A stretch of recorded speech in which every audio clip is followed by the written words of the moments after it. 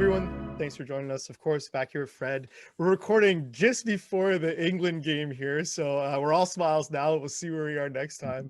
But we're going to dive into, kind of the Carla property and, how important it is that Aura started processing. But first things first, Fred, how are you? Very good. It's starting to get lively. I think one of my colleagues said in the office today that she was amazed at how empty it was. So I'm guessing a lot of people have chosen to work from home for today, with the England game coming up this evening.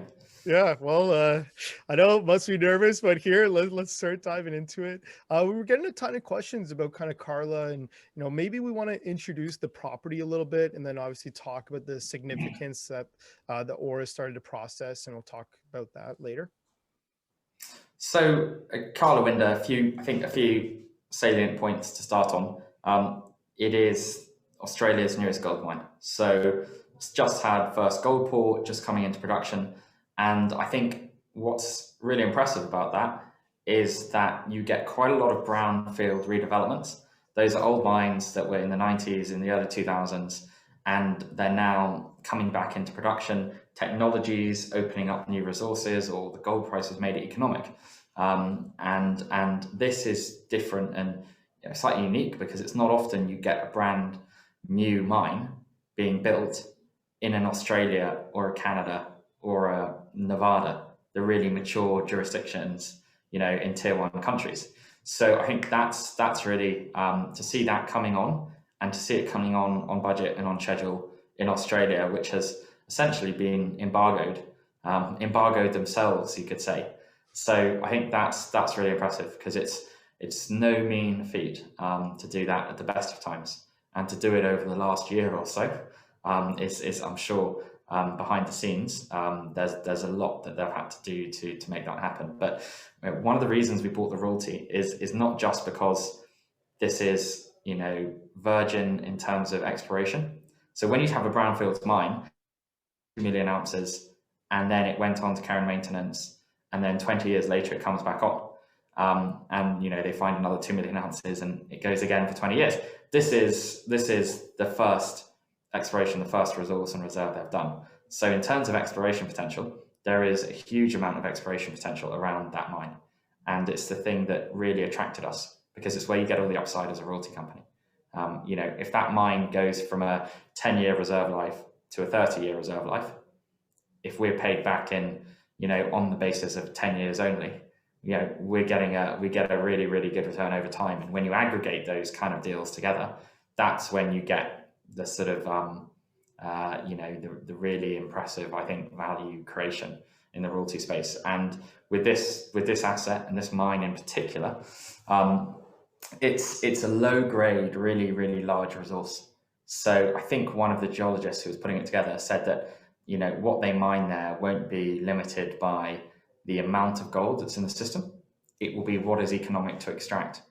And they did a test hole maybe 1 kilometer away, very deep underground, and it had the same ore body that sort of continues on and on at depth. So it's a really, really big, low-grade system that is very unusually really continuous. You don't often get that in gold. And I think the operator, Capricorn, have actually said that they're coming out with a reserve and resource update in Q3. So to do that at the same time they're bringing the mine on stream suggests that they're looking to probably increase that. And to see that, on day one, again, unusual. You don't normally see resources and reserves being increased when you've got a 10-year runway and, you've just built the mine. So it kind of speaks to, I think, what they want to do, which is this is going to be the cornerstone of their new company. It's going to be a long life asset. They're going to add a lot of resources to it, and we're going to benefit with a 2% royalty on it. And when you look at the management team, in Australia, very well known. And someone was talking to me yesterday about a Canadian or US gold company that is a similar production rate, but they're, I think, a 200 mil market cap, and Capricorn are a $650 million market cap. And that is large part because of the management team, because they've been there, they've done it before, they've been very successful in what they've done. And so they get a really premium valuation. And for us as a royalty company, we get to piggyback on all of that. Yeah, no, fantastic. And maybe to unpack a little part, and I know we've talked about it briefly before, but you say a lot of the upside from a royalty company is when they can extend the mine life. Do you want to kind of talk about that a little bit more, maybe 2 minutes, and then to make a great segment?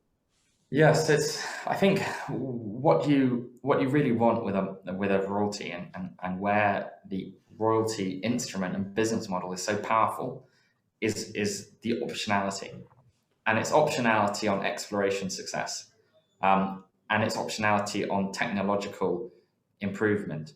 It's optionality on gold price. It's optionality sometimes even on jurisdiction and the Australian dollar. It could be sensitive to Australian US dollar movements, but all of these things with a royalty, you have optionality on all of it. Now that's like taking the cream off the top, because when you're a mining company, you have to invest in new technology and you have to trial it. And when you're a mining company and you want to extend the mine life, you have to spend $50 million exploration again and again and again to keep adding ounces. And when you're a royalty company, you're not having to do any of that, and you are getting the benefits of all of that optionality and investment. And you kind of have that multiplier effect, where if they have exploration success and discover, call it another 100,000 ounces, and the gold price goes up by 10%, you get not just 100,000 ounces, but you get 100,000 ounces at the higher gold price. And you kind of have that on multiple levels. And that's where royalties are really powerful. And that's where you see some of the big royalty companies, the more mature royalty companies that have been around for 20 years, you have examples of royalties that they spent $2 million on and have repaid them, I think, over $1 billion in one case, and it still has a $500 million valuation.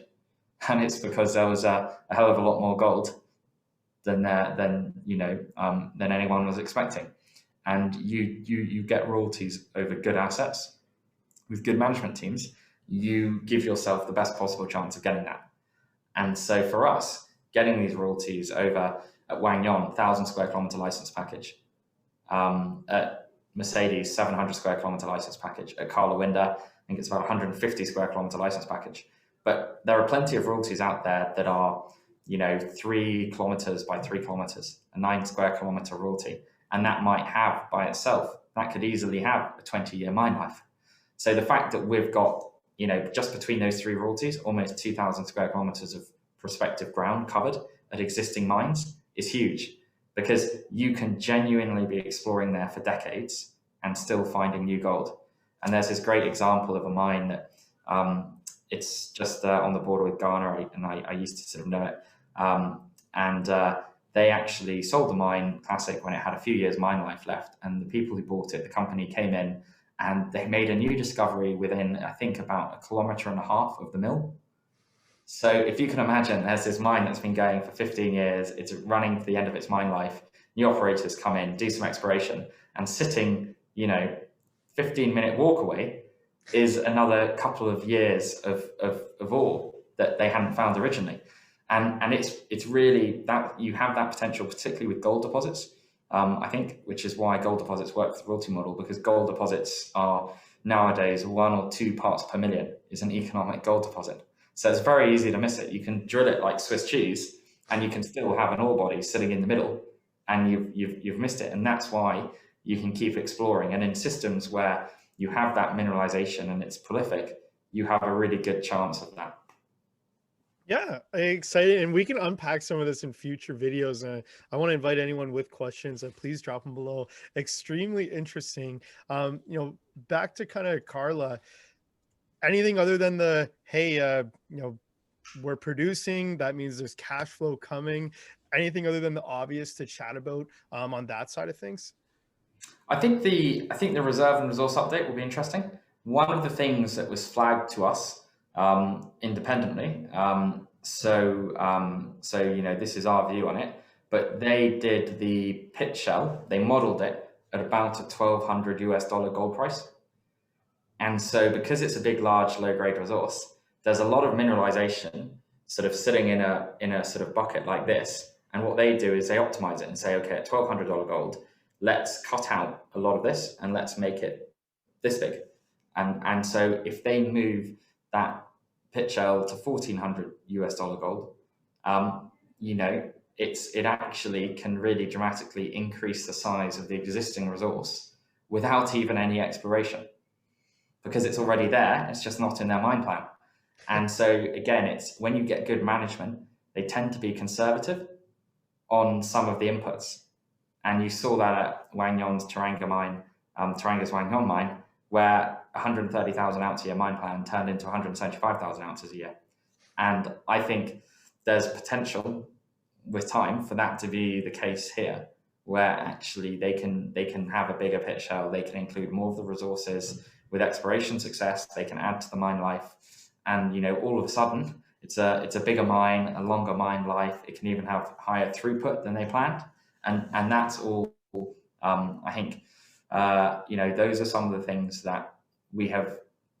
What you could fairly say is we have given ourselves optionality to benefit from over the next year, and you don't get that with a smaller operator most of the time, because a smaller operator, they don't have the management team, they don't always have the capital. They're trying to raise money to build the mine, so they, you know, if it's a struggle, they're not going to want to be conservative because they've got the pressure on them to show why they should be funded.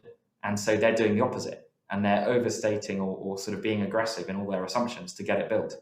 And a good management team doesn't need to do that because they've got the track record and the money.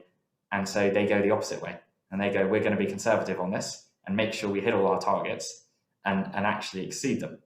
And so that's why we've had this bias towards good quality assets and this bias towards more advanced assets at the beginning, because it de-risks, and people never, ever, in my experience, never take that into account. They look at a 1 million ounce mine and 1 million ounce mine and say they're the same, and you know, they're really not. Well, there's a great quote that we'll have to pull out, and we can chat about that again going forward. Fred, I know you've got other things planned before the England game, but thanks so much for joining.